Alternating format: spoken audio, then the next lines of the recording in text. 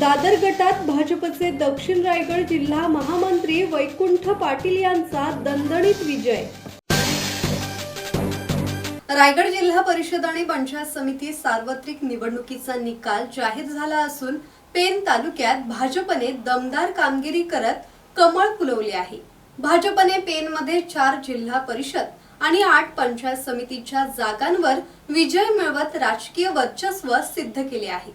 या निवडणुकीत सर्वाधिक लक्ष वेधून घेतले ते दादर विभागाने। भाजपचे दक्षिण रायगड जिल्हा महामंत्री वैकुंठ पाटील यांनी प्रभावी विजय संपादन करत 14,413 मतं मिळवत शेका पक्षाचे उमेदवार प्रल्हाद पाटील यांचा 8,344 मतांच्या मोठ्या फरकाने पराभव केला।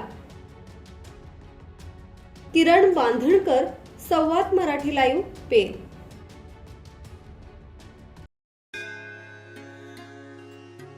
श्री गणपती संस्थान महड, तालुका खालापूर, जिल्हा रायगड।